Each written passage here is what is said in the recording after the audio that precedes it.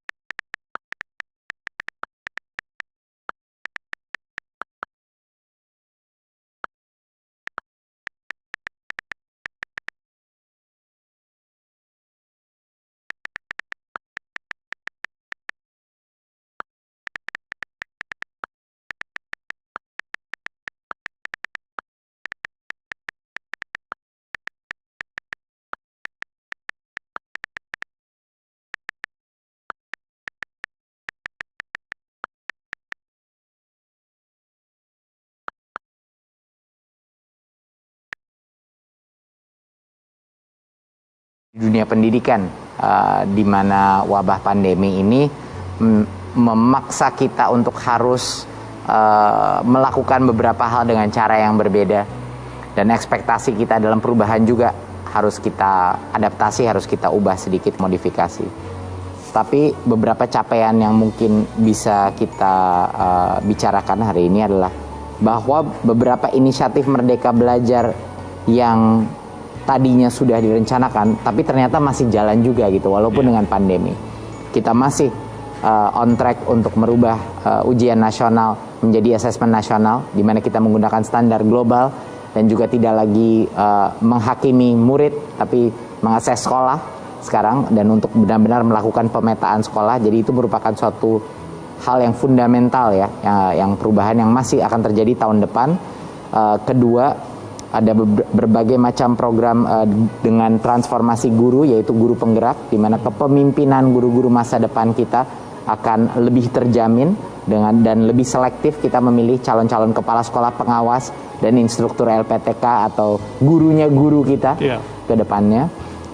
Kita telah melakukan perubahan yang belum pernah terjadi di perguruan tinggi dengan adanya program Kampus Merdeka, di mana 3 semester boleh di luar prodi. Sehingga kita percaya bahwa diversifikasi daripada pengalaman si mahasiswa itu menjadi suatu hal yang maha penting di dalam dunia revolusi 4.0 ini, di mana kita harus mencicipi berbagai macam ilmu di dalam dan di luar kampus, Mas Usman, dan juga berbagai macam program lainnya. Tapi karena pandemi, kita harus benar-benar mengalihkan resource, mengalihkan sumber daya untuk bisa menangani krisis di saat ini. Dan disitulah kita langsung menyadari, pertama, situasi krisis ekonomi di dalam sektor pendidikan kita. Makanya dengan bantuan subsidi upah, kita bantu jutaan guru kita yang non-PNS.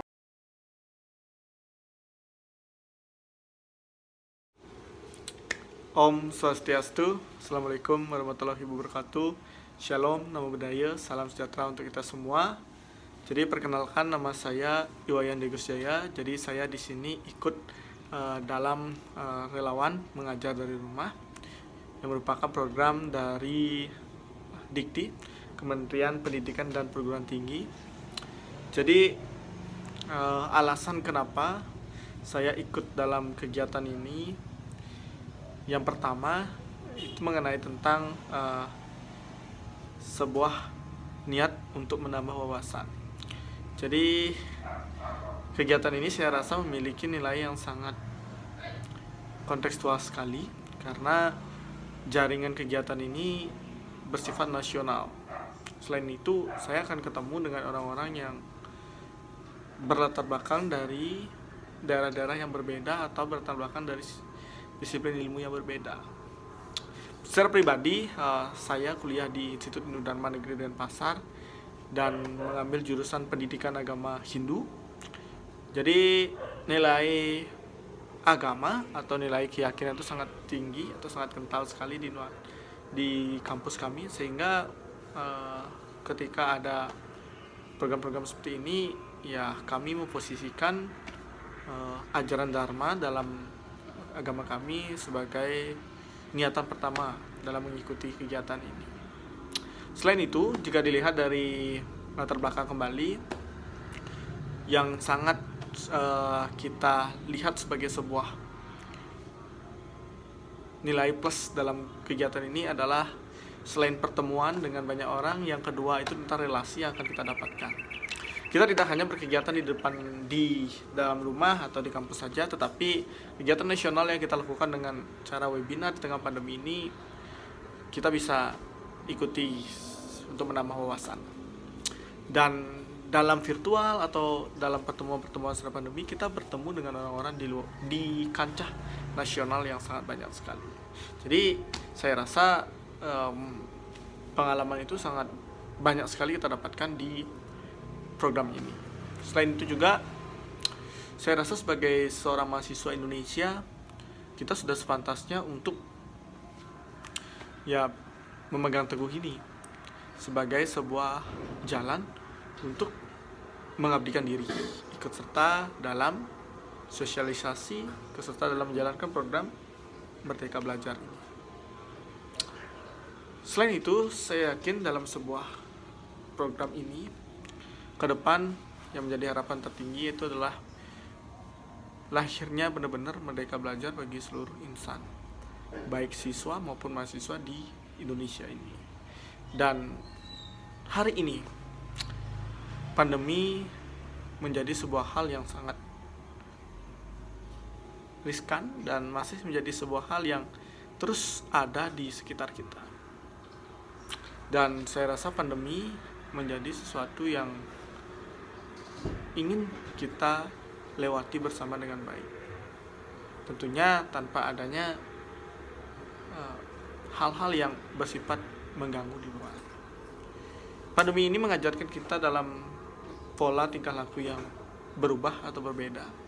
Selain itu juga kedepannya pandemi ini menjadi pembelajaran bagi kita bersama untuk senantiasa selalu menyesuaikan diri dan selalu mengadaptasi diri kepada situasi-situasi ke depan. Dan pandemi ini mengajarkan kita akan pola kehidupan yang berubah, sehingga pendidikan kita pun memiliki pola yang berubah dari ruling atau tatap muka langsung menjadi daring. Termasuk juga program ini. Program ini lahir karena pandemi dan karena pembelajaran itu dilakukan di rumah. Dan anggota keluarga yang mempunyai adik, yang mempunyai saudara yang masih sekolah atau masih mengenyam pendidikan di perguruan tinggi negeri, ya harus menyesuaikan diri untuk belajar di rumah dan mandiri tentunya. Apakah itu berat? Tidak sebenarnya. Program ini salah satu contoh atau salah satu cara yang mengajarkan kita bagaimana sih seharusnya belajar di era pandemi dan bagaimana belajar efektif, efisien, menarik, dan sistematis di rumah.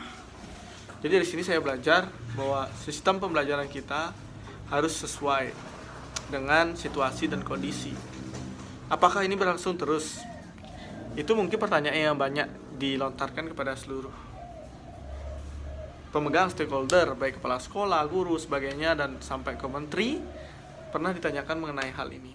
Ya, beberapa kali memang jika dilihat dari berita ada mengejar, ada statement yang akan menyatakan bahwa pembelajaran dari rumah ini bisa dilakukan seterus-menerus. Bahkan Mas Menteri, Mas Nadiem Makarim mengatakan bahwa mungkin saja pembelajaran berbasis online ini akan kita langsungkan secara menerus. Tetapi tidak menutup kemungkinan, karena karakter kita adalah karakter manusia sosial dan karakter gotong royong sebagai istilah sistem kerja kita di negara ini.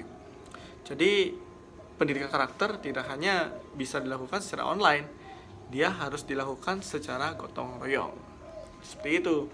Nah, mengenai tentang Merdeka Belajar ini, kembali lagi, selain sebagai tanggung jawab secara moral sebagai seorang mahasiswa untuk membantu program pemerintah dan membantu mensosialisasikan gerakan-gerakan pemerintah pro rakyat, yang salah satunya adalah Merdeka Belajar dan belajar dari rumah di tengah pandemi ini, secara pribadi saya merasa bangga untuk mengikuti program ini, dan saya rasa sangat banyak sekali yang saya dapatkan di program ini. Jadi jangan pernah takut untuk mengikuti program pemerintah. Dan program Merdeka Belajar ini adalah program yang sangat bagus sekali, di mana pembelajaran sejatinya yang bersumber dari dalam hati, tanpa ada paksaan dan tanpa mengikuti istilahnya kemauan orang lain untuk mengolah potensi diri kita. Merdeka Belajar hadir untuk memberikan ruang kepada diri kita sendiri untuk mengolah potensi yang ada dalam diri kita. Jadi besar harapan Merdeka Belajar ini bisa memberikan dampak yang sangat signifikan terhadap perubahan sistem pendidikan di negeri kita tercinta ini, agar apa? Indonesia di 2045, di 100 tahun Indonesia benar-benar menunjukkan jati dirinya sebagai sebuah negara yang berpendidikan. Dan melalui Merdeka Belajar, harapan saya pribadi dan harapan kita semua, mungkin Indonesia bisa terus berdikari, bisa terus menjadi sebuah insan negara yang melahirkan insan-insan yang berpengaruh pada dunia.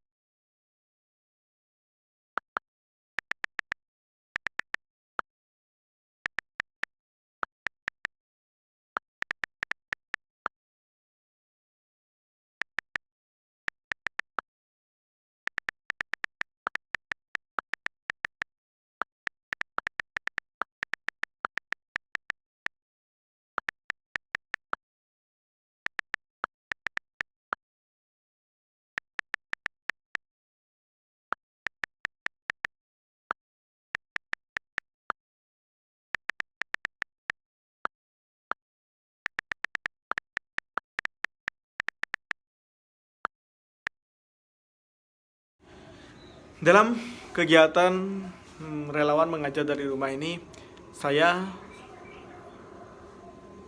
sangat antusias sekali untuk melakukan proses pembelajaran ini, di mana dalam konteks ini mengakibatkan beberapa anggota keluarga saya, khususnya adik-adik saya yang masih di sekolah menengah pertama dan sekolah dasar, terpaksa harus belajar secara mandiri di rumah. Tentunya hal ini yang membuat saya tertarik, sehingga selain saya kuliah mengikuti pembelajaran, ada kesibukan lain, yaitu membantu adik-adik saya. Adik-adik saya yang ada di rumah ini kebetulan dia merupakan siswa kelas 1 SMP dan kelas 5 SD. Jadi usia-usia yang sangat rentan sekali dengan istilah sentuhan-sentuhan, harusnya ada sentuhan-sentuhan dari guru dalam membentuk karakter dia. Namun apa daya, pandemi ini membuat kita harus benar-benar ekstra untuk bekerja secara mandiri, termasuk juga orang tua dan saya sendiri selaku kakaknya merasa tersentuh untuk ikut serta dalam membantu adik-adik saya. Jadi dengan melalui program ini kebetulan sekali, sangat match sekali program ini dengan istilahnya niat saya untuk membantu adik-adik saya. Ya udah, saya ikut saja dengan program ini yang saya rasa memang program ini sangat perlu sekali dilakukan oleh seluruh orang tua, yaitu mendampingi proses pertumbuhan anak, pengetahuan anak dalam kehidupan sehari-hari, khususnya di bidang akademik dalam proses pembelajarannya. Jadi hal ini merupakan sebuah hal yang sangat baru di tengah kehidupan kita dikarenakan situasi pandemi. Sehingga adik saya yang baru kelas 5 SD ini ya masih sedang kebingungan. Dia merasakan bagaimana seharusnya mengerjakan ini, mengerjakan itu harusnya mendapat tuntunan dari guru. Dan juga adik saya di SMP yang di kelas 1 juga kebetulan merasa kebingungan juga. Yang pertama, nama adik saya di kelas 5 SD itu adalah Esa Yudana. Jadi dia di sekolah di SD Negeri 5 Sebatu. Dan sebenarnya ada lagi satu peserta didik saya, yaitu di SD Negeri 1 Tonje. Cuman karena itu adik di rumah di Denpasar, sementara rumah saya di Tegalalang, kampung saya. Jadi saya harus bolak-balik untuk mengajar keduanya. Jadi jika saya di kampung, saya mengajar adik saya Esa. Jika di Denpasar, saya mengajar adik saya Deni, seperti itu. Terus yang satu Krishna Wijaya, yaitu kelas 1 SMP, yaitu di SMP Negeri 2 Tegalalang di kampung saya. Dan ya bisa dikatakan masih tahap sedang memerlukan sentuhan lagi daripada guru untuk membentuk karakter. Adapun materi-materi yang diajarkan, ya materi-materi yang diberikan dari sekolahnya. Di sini tugas saya hanya membantu dan memberikan tambahan-tambahan materi. Kalau di materi yang pertama itu saya ajarkan di SD itu ada mengenai tentang matematika, IPA, dan IPS serta bahasa Bali. Yang paling menarik sebenarnya muatan lokal ya bahasa Bali, karena bahasa Bali yang diajarkan itu di materi dia itu adalah materi satu. Satu itu bahasa Indonesia kurang lebih seperti diksi atau cerita tentang legenda-legenda yang ada. Jadi satu di sana saya rasa itu berjudul Isyap Selem. Kalau nggak salah Isyap Selem itu merupakan cerita tentang ayam hitam bersama anak-anaknya yang kehujanan, dan ada satu anak itu yang bernama Duglik. Dia anak yang terakhir itu tidak berbulu. Jadi dia di sana bertugas untuk dikerami oleh ibunya Isyap Selem atau ayam hitam. Tiba-tiba ada hujan badai sehingga dia berteduh di Menkuk. Tapi ada lubak atau bahasa Indonesia lubak itu kurang lebih seperti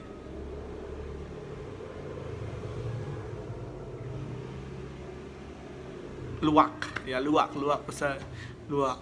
Jadi luwak ini memberikan pertolongan atau istilahnya taktik jahat untuk memakan anaknya Isyap Selem ini gitu. Jadi nilai-nilai karakter di sana ada diajarkan sehingga yang kelas 5 SD ini memahami apa yang seharusnya dilakukan sebagai seorang anak, sebagai seorang adik dan dalam keluarga itu. Dalam cerita ini yang dicari itu adalah mencoba mencari apa nasihat yang terdapat dalam cerita Isyap Selem ini.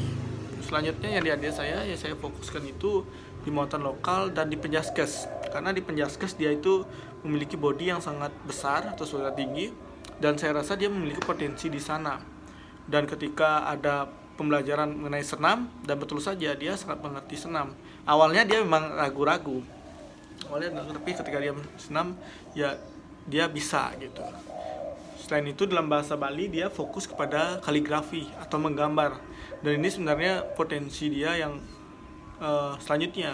Dia sangat pintar sekali menggambar, malah dia tidak fokus kepada pelajaran-pelajaran yang bersifat teori. Dia fokus sekali pada pelajaran-pelajaran bersifat praktek dan aneh-aneh.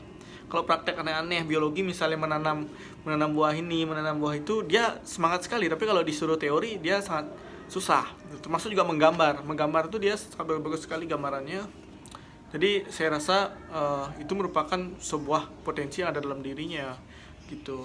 Untuk metode yang saya gunakan dalam proses pengajaran ini tentunya kita metode bercanda, karena ini bersifat di rumah dan tidak formal. Ya saya sambil pendekatan secara persuasif, artinya kita face to face, berdua atau bertiga sekalian. Terus untuk metodenya kebanyakan saya memberikan waktu untuk membaca barang 5 menit, terus diskusi 10 menit dari selesai membaca itu, dan akhirnya proses pengerjaan serta evaluasi di akhir. Dan yang paling penting itu saya sering memberikan reward kepada mereka. Ketika mereka mampu mengerjakan sesuatu dengan baik, pasti ada rewardnya. Hal ini dilakukan untuk dilakukan untuk menggugah semangat mereka untuk melakukan pekerjaan atau melakukan tugas mereka. Dan hasilnya di kelas 5 SD ini dia mampu membuat cerita sendiri. Saya heran juga, dia mampu membuat cerita sendiri mengenai tentang perjalanan hidupnya. Ini anehnya. Jadi dia bisa membuat cerita tentang seperti Sado ini, tetap seperti cerita dongeng ini, cuman dia membuat dengan nama-nama dia sendiri dan keluarganya sendiri gitu, dengan maksud untuk tujuannya seperti yang diceritakan dalam Sado Isyap Selem ini. Terus yang kedua, Krishna ini perubahannya yang saya lihat, dia lebih berani untuk melakukan hal-hal yang bersifat atletik gitu. Jadi dia sudah mulai lari sekarang, sudah mandiri dia lari. Kemungkinan besar dia memang jiwanya di atletik, dia udah lari, bulu tangkis, dia seneng sekarang setiap sore akhirnya dia melatih itu. Dan tentunya yang paling penting itu menggambarnya itu saya lihat terus ada kemajuan. Jadi saya rasa dalam proses pengajaran ini sangat banyak sekali yang dapat saya sampaikan, yang dapat saya istilahnya berikan ke adik-adik saya dan saya terima dari adik saya. Artinya ketika saya membantu dia dengan materi, mereka membantu saya dengan pembelajaran atau pengalaman bagaimana cara memanage, bagaimana caranya mengajar adik-adik atau siswa nanti di tempat kita mengajar ke depan. Semoga seperti itu. Jadi sangat banyak sekali yang kita dapat pengalamannya, dan saya rasa ini merupakan program yang sangat relevan sekali di tengah pandemi ini. Selain membantu adik-adik, kita juga bisa membelajarkan diri untuk melatih diri untuk bersiap menjadi seorang pendidik nantinya, seperti itu.